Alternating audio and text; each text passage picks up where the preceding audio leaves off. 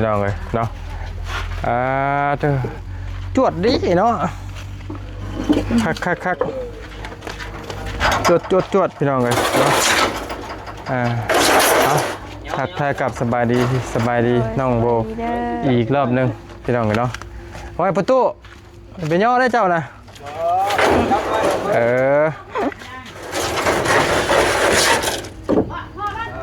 อย่าเป็นย่อจุดแอวจุดดังจ่ายเงินเรียบร้อย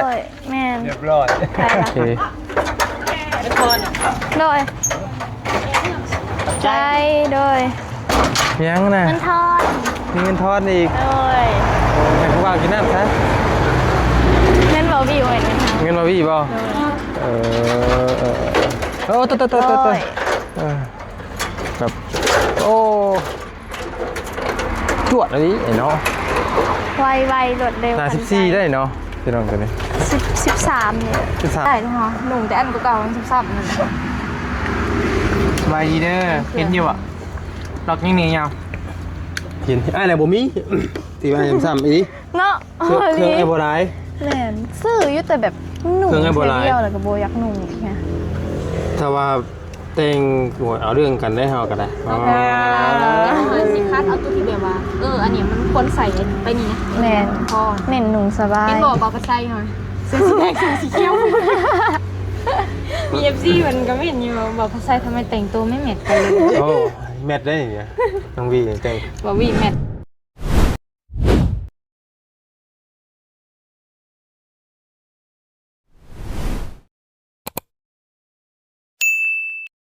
พี่น้องเลยเนาะเธอจวดดิเนาะคักจวดพี่น้องเลยเนาะเอาทักทายกับสบายดีน้องโบอีกรอบนึงพี่น้องเลยเนาะไว้ประตูเป็นย่อได้เจ้านะ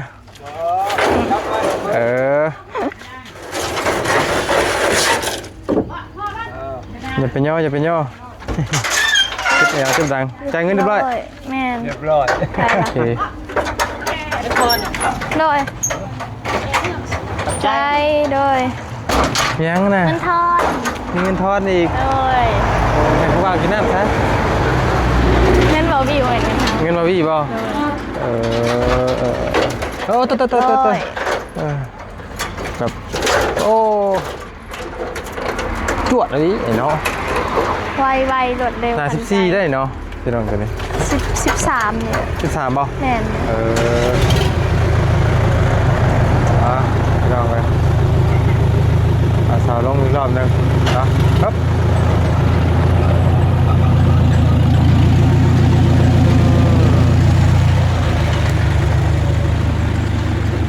ไปสั่งเครื่องมาบ่กันนะไปสั่งเครื่องมาบ่มันจะอะไรละยังไปเบิ่งซื่อแล้วเขาบ่เข้าใจรังกะสีนะแม่นะแม่แล้วจังหน่อยว่าสิไปสั่งสั่งไหนบ่ใช่หมากกระบอกไก่ล่ะยังไม่ได้เก็บแต่อันได้บอกว่าเก็บหมากกระบอกไม่เลยเก็บในตู้นะอ๋อเพิ่นว่าไปเก็บอยู่เด้ไปเก็บอยู่ก็ได้ขอพลาดแล้วน้องโวยขอโทษขออภัยหลายๆไปกับไปเลยไปเก็บใหม่เนาะเดี๋ยวพี่ไปเทเกในบ่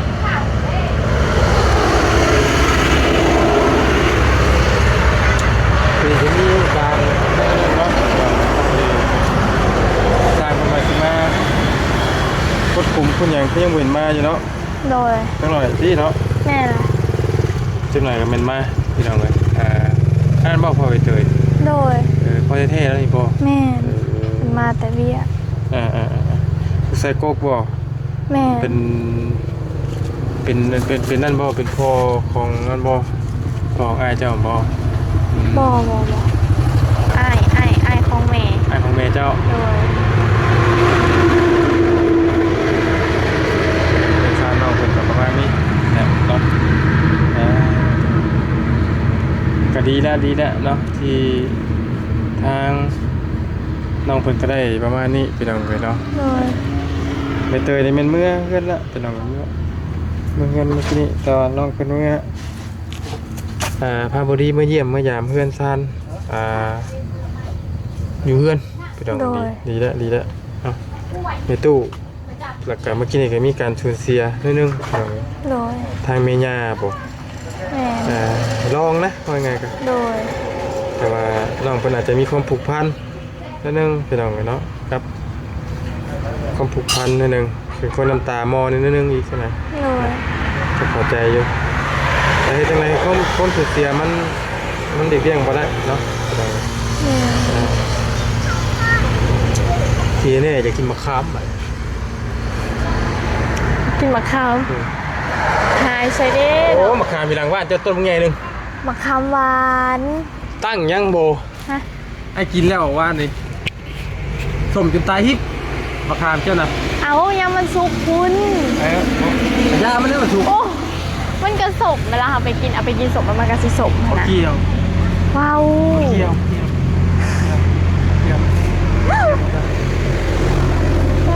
สบายดีตอนนี้เนาะไปไว้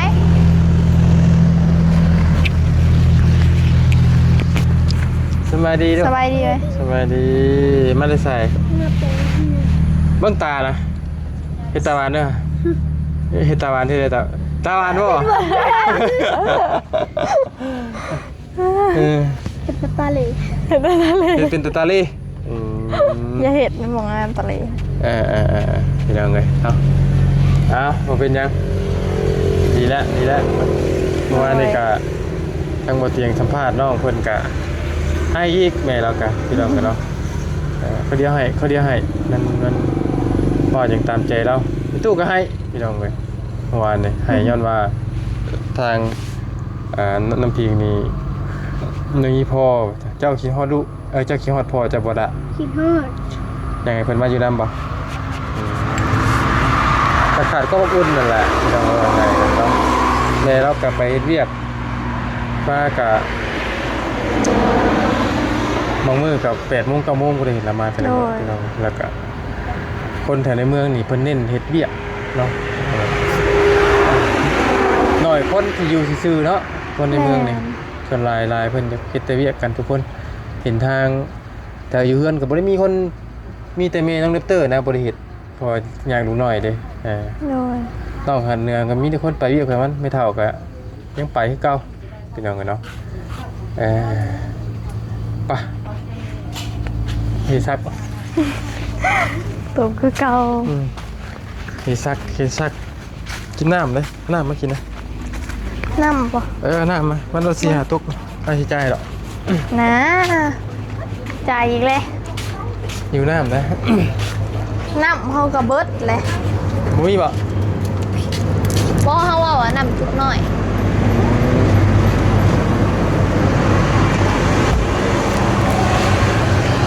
3,000โดยใจกินได้พิงกินได้หายเงาไหมไม่กินรสนี่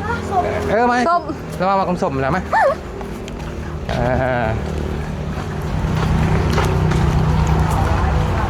ผู้เฮียนยังเหมือนเฮียนยังเหมือนได้ยินบ่มาทำเฮียนยังเหมือนมานั่งนี่ก็ได้ครับว่าจะรบกวนเขาเบื้องเขาคือสีแบบว่ามีความสุขดีนะเนาะเขามีแต่ความถูกมันเป็นนี่ครับถ้าเป็นของเขานะโบย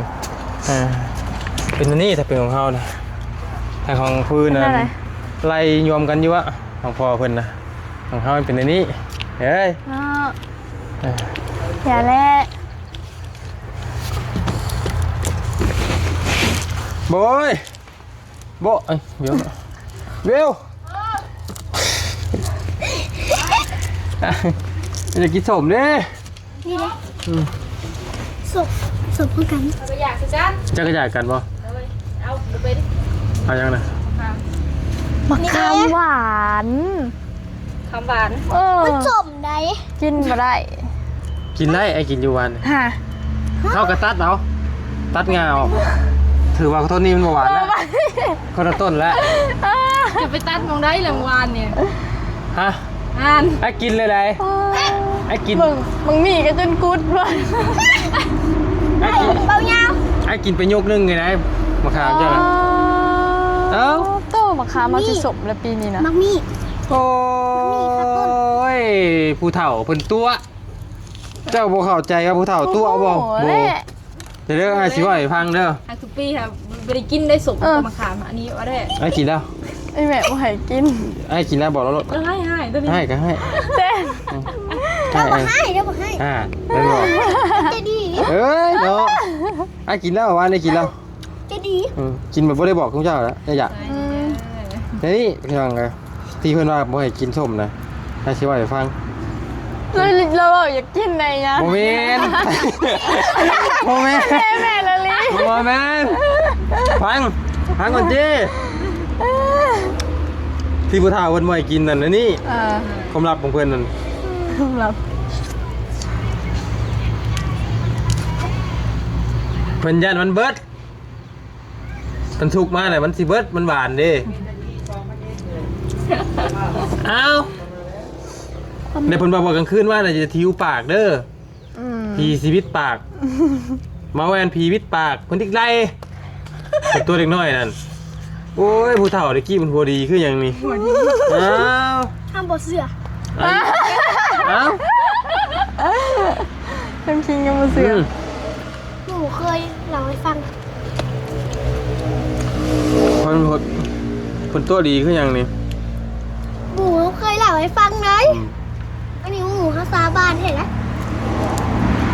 นอนไหมคำบ่นอนแมวโพงสิมาจกตา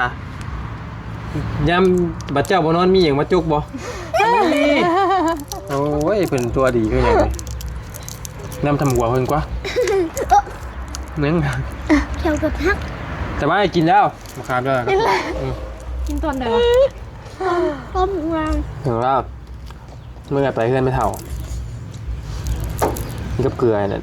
มันมีเกลือตัวทุ่งนึงใส่ครับ ตัวกินขาต้นเลย แซ่บ ข้าตดบ่ แซ่บพอรอดคอยรับคามบานเพิ่นว่า มันสูงไหน เอาแล้วบ้องม่วงตัวนั้นน่ะ ยังแล้วเขาบอกบ่เห็นช่องเจ้าเห็นได้จังไง ยังหมากเดียวขลอน เขาเหมือนจะกินฉก โทรถามผู้ว่าแล้วบ่ผู้ว่ามาฮอดแล้วบ่ เป็นไรยังเป็นไรสิขึ้นไปหาน้องใจฟ้า ได้เด้อ ยันหอดเงินนี่ประมาณ6 โมงถึงจะหมดลง ตัน การโรงงานดีบ้านเมืองหมู่เนาะ ใช้ฟ้าตั้งบู อืม ตั้งบู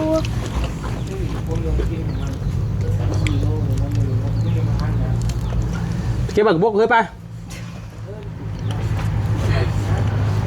เก็บบักบกมาพากินนะครับคักแซ่บ เงินหมูเขาดีแหละ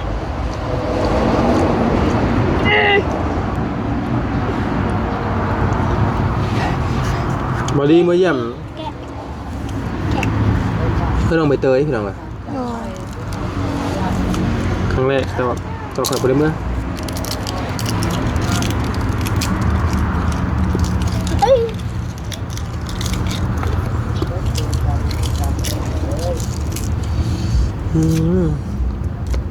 เอามาใช่นี่อันพิง โอ้โห น่าจะใจบ่ เลิกเงินมาเลยก็เห็นมันอยู่ในโต๊ะ บริเวณเจ้าบ่ บ่ อู้ คงไม่เดา โอ้ตายครับ แม่ตู้เอาใหายตัวไปอันนั้นนี่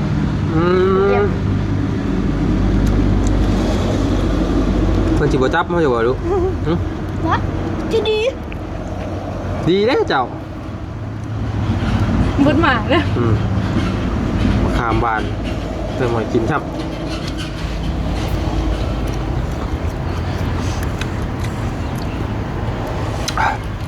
ทางสาวมา3 ต้นจังเม็ดน่ะอันโบ 3 เมตร 50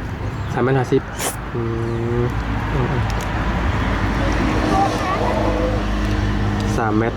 50พี่น้องเนาะเพิ่มเอาอีกเท่านึงนะไอ้ว่าสร้างเพิ่นก็จะประมาณแหละเหมือนคือสิเป็นหมื่นเพิ่น เขาเขียนมืออื่น น่าจะ เขาเรียก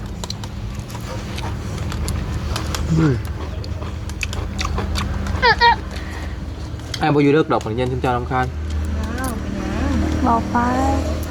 ยังกันอยู่แล้ว ดูกินข้าวก่อน เมื่อละ บ่จากเมื่อเลิกนะยันปลาปัจจัยเราย่านเราเมื่อ เห็น คืน เราบอกไป กระบาดเราละ แต่ก็บ่าวเลยเนาะ ไม่ได้ชิมมัน มาเด้อก ระบาด เป็นหมู่แล้วเนาะ กระบาดผัดไทยส่วนเราเมื่อตะเวนกับกระบาดไปเลยยังบ่ได้ตกบ่ได้แต่งบ่กล้ามานอนดอกกันเลย เห็นบ่ กระบาดเด้เนาะ แต่งแล้วแน่สาวเจ้าก็ แต่งให้ก็ได้นะทำนาบ้านบ่กี่ล้านนี่เนาะ โอ้ยแดด แดดดิ ตัว โอ้ยไม่ก้น พี่น้องเอ้ยเนาะคักได้เตียงนี่ไผเฮ็ดนี่ ไม่เท่า เก่งเนาะไปเฒ่าเจ้านี่เนาะก็เท่า พ่อเฒ่า ก็พอเท่าก็ไม่เท่า พ่อเฒ่าคือ ตะกี้นั่นแล้วก็เห็ดเปย์อยู่บนใกล้ๆต้นยม อืมเก่งเนาะเฒ่าเจ้านี่เนาะเฒ่าเจ้านี่เก่งเบิดทุกอย่างวิวหัวเลย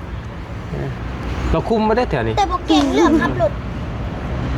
ฮะ บอกเก่งเรื่องขับรถเลยตอนนั้นโบพาซ้อนขี่รถแล้วเราบอกกล้าขี่ยาก ต่อ เนาะ เออ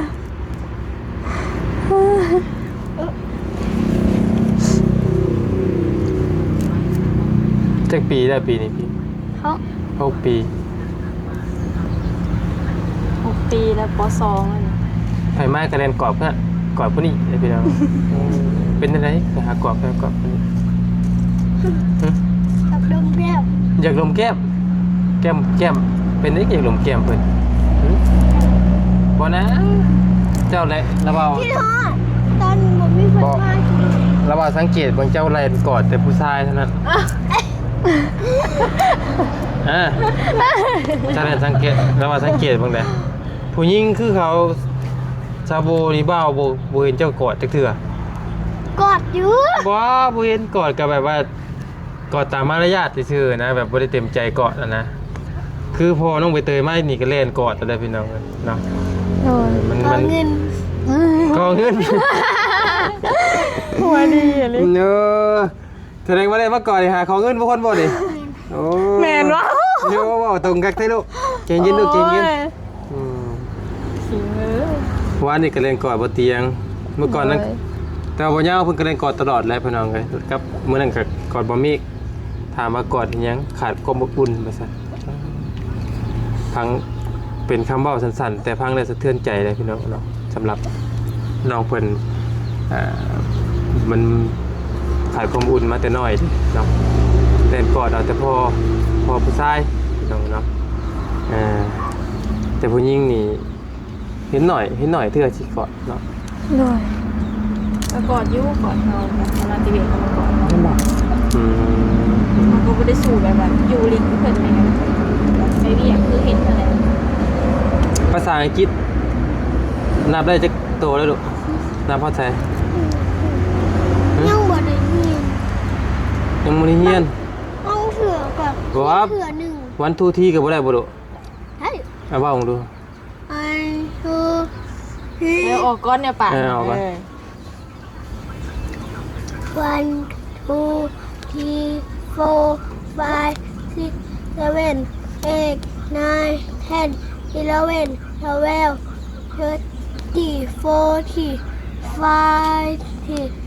14 15 ถึงบ่ถึงบ่ ถือก็ถืออยู่ฮะ ซิก ไอ้บ่ได้ฮู้ได้ ซิกยัง เป็นหอดประมาณ12วันที่ ซิก 34 ทีน เราก็เคยยินอยู่วงกิจ เซเว่นทีน เขาได้อยู่กัน แรปเตอร์นั่นแรปเตอร์ได้แต่10 เดี๋ยวเนาะเก่งอยู่ได้เห็นเจ้าแพงก็ลงกัน แรปเตอร์ว่าได้แต่10พี่น้องเอ้ยกับ1 2 3ก็ได้คงแต่10 11ก็ยังบ่ได้ ไม่ได้อยู่ พอ12กับเราไปต่อเป็นแล้วก็เย้ก่อนเลย ตกใจ เก่งแล้วถึงกัน คนยังเว้าบ่ได้เป็นแรปเตอร์ยังเว้าบ่ได้ บ่ได้ เว้าบ่ได้ พักเกิดรู้ ในประมาณนี้เนาะพี่น้องเอ้ยทางน้องน้ำพิงแต่น้องโบนี่คือสิได้ลายแล้วเนาะ เราไปเรียน นั่นแหละภาษาอังกฤษก็สิว่าหลายแล้วเนาะ200 300น้องก็บ่ได้เด้เนาะ What is your name แปลว่าจะสื่อ สบายดีบ่แม่นบ่ โอ้แม่ แม่ว่าหยอกซื้อแม่นแต่กับเจ้าแหละ และก็ตอบเขาคือหัว name my name is แปลว่าหยัง แปลว่าคอยซื้อน้ำคิง แม่นบ่ถือบ่โอ้ ถึกๆเลย บ่ยังบ่ได้ฮู้ใดแล้วว่าก็บ่ได้ฮู้ใดต้องถามทางภาษาเพิ่นผู้เพิ่นเรียนสูงพี่ละพี่น้องเนาะโบกับเบลนี่ไผเก่งกว่ากันเรื่องเรียนนี่ เข้าหานอกเก่งกว่า น้องเนาะ เข้าหาบ่ปานใดก็คือว่าแล้วผู้หญิงมี18คนบ่ได้ที่18 เว้าดีบ่นี่ แต่ว่ามันอยู่ห้องเชื่อในห้องดีเด็ด ของพรสวรรค์ ของพรสวรรค์เนี่ยมันคน ต้องไปแข่งกัน เงียนแข่งกันหลายๆแล้วเฮาหาสู่อยู่แต่สู่บ่ไหวเฮาก็เลยปะเลยซะ เข้าไปเอาอยู่ของพรสวรรค์เลยแบบมันต้องมีแข่งกันขนาดนั้น บ่ได้จบตีเนาะเจ้าเนาะ โอ้ยบ่ได้มันจบแต่บ่7ไงปีนี้บ่เห็นปีที่3แล้วบ่จบมานี่นะ เอ้ยจบสูงตบตั้งก็พอสำคัญนั่นแหละพี่น้องกันเนาะจบมาสูงก็บ่มีการงานที่ดีก็ยากกันเนาะพอเขียนได้อันออกกันโอเคแหละถ้ามาเฮียนก็เฮียนเนี่ยมันสุดแล้วนะใครก็อาจจะดีเนาะจะได้สมมติว่าจะเข้า ไปต่างประเทศนี่ก็สุดแล้วอันนี้ อาจจะได้เข้าตำรวจนี่ แม่ เขาได้เข้าตำรวจนี่สบายเนาะเมื่อไร ไปใช้ มาใหม่แล้ววะ บ่าวเวียงฟ้าต้องเก่งวะ พ่อแม่ทำคือได้เข้าตำรวจกับบ้านเมืองเฮาก็ถือว่าโอเคเนาะแต่มันหับเข้ายากพี่น้อง เอา ยาก เอาตอนน้องเรียนจบใหม่ๆเนี่ยก็ถามว่าเขาบ่ตำรวจ200,000คิดในใจก็เอา200,000เป็นอย่างอื่นดีกว่าบ่ และเขาได้เลยว่าสำคัญหรือว่าแค่นั้นซื่อ เขาได้เลยเพราะว่าก่อนพอที่เสียกะคนรู้จักเราก็หลาย แต่เฮา จักพอร้าย แม่นหลายแฮงคือเบิ่งในมืองานที่แบบพอเสียแหละแค่จะมีหมองนั่งเลยคนรู้จักหลายแฮง มีแต่คนหักแพงเพิ่นนะไปใช้กับบริพิษบ้านพันเมือง โบนี่เข้าตำรวจด้วยโบให้ติดตำรวจด้วยเลย อาจจะเข้าเขาบ่ได้เนี่ยแต่เขามันติดแต่เรื่องเงินอันเดียวครอบครัวจังเฮา ทำอะไรติดตำรวจโอเคเรียนมาพอดีกระเทินจบปริญญาตรีคือแมนเตอร์กับซิมีเสียงดิได้ผัวคือเก่าแหละ เป็นแม่แรปเตอร์เนาะ มัน ยากคู่มือนี่ แมน น้องเล็บ ต้องเอา แต่ ต้อง เราอยู่อนุบาลมา บ่ยังอยู่เป็นยังเลี้ยงเล็กอยู่ยังด่างขี่บ่เป็นอยู่ยังด่างเป็นยังด่างก้นแหอยู่ มีลิงเด็กกว่าโรงเรียนเนี่ย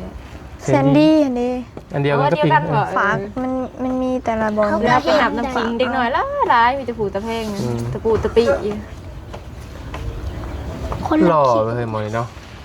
บ่ได้มีเจ้าจักอันน้อยเอ็นตัวนี้นะเอาเนี่ยชื่อน้ำมาเรียงเนาะน้ำมาเนี่ยนะ มาละมาการแต่งตัวแล้วอะเราแต่งตัวแมทกันเหรอนะ เราแต่งตัวไปอ่อยเออโบเลย ว้าย สร้างว้าว ไปว่าเรามาสมุดไปเวียงนอนเราก็ยังแต่งตัวดูดีเราแบบบยังก็บเชื่อเลยอะ นี่บ่ บเสียได้เครื่องมาสั้นๆถูกผูกขี้ผอขี้ฝุ่นกัน โอ้บ่วิธรรมดา เราวีไซ น้ ลุ อง ย เอาบ่ได้นะคะหนุ่มแต่อันเก่าๆมันซ้ำๆนั่น สบายดีเด้อเห็นอยู่อ่ะดอกยังหนียาว เห็นอะไรบ่มีตีว่าจำซ้ำอี เนาะ เครื่องไอ้บ่ได้ แม่นซื้ออยู่แต่แบบหนุ่ม เครื่องไอ้โบราณ เดียวแล้วก็โบยักหนุ่มอีกไง ถ้าว่าแต่งเอาเรื่องกันได้เฮาก็ได้อ๋อ สิคัดเอาตัวที่แบบว่าอันนี้มันควรใส่ไปนี่นะ แม่น พอ เน้นหนุ่มสบาย เป็นบอกเอาไปใส่หน่อยเสื้อสีแดงสีเขียวมี FC มันก็ไม่เห็นอยู่บอกภาษาทำไมแต่งตัวไม่แมทกันเลย โอ้แมทได้เนี่ยน้องวีแต่ง บอกวีแมทได้ แมทไหนเราแต่งตัวโอเคพี่น้องเลยบ่ยาวกับบ่แมทพี่น้องมันบ่มีโอ้ถ้าให้แต่งตัวแมทนี่ว่าก็ อย่างมึงจะโดนในแล้ว โอ้ เนาะ โตกินเต็มแล้วแหละสิใช่แล้วจำดีนี่สวยบ่ได้ น้องเกิดใหญ่ขึ้น สวยบ่ได้หรอกนี่คันนี่ให้ไปเปิดหลังคามาใหม่นักนี่อันนี้หลังคามันเปื่อยมันยังชื่อ เป็นประทุนนี้ให้หมอเลยเนาะ ผักกะลีเนาะ โหนหนวดของน้ำหน่อยนึงอ่ะก็ให้สวยอะไรทีมงานนี่ ไฟสวย คักนะ เอ้า เอาเองอย่างคุย เป่าเองหัวเองนะ ย่องตัวเองแล้วเราอีไปย่องกับไฟสิไปย่องพื้น กินในเดินน้ำไทยกันเริ่มเลย ดูแล้ว จะหน่อยออกไปซื้อน้ำ กินนี่นะจะถือมาทุกดูพี่น้องเลยได้บ่ให้พิงเปิดให้ดูสู่พิงไม่ได้ทำจ้ะ คิงไทย ชิงเปิดได้บ่ เฮ็ด เอ้า เฮ็ด โอ้มือหมื่นไปเลย โอ้ ตลาดไว้ย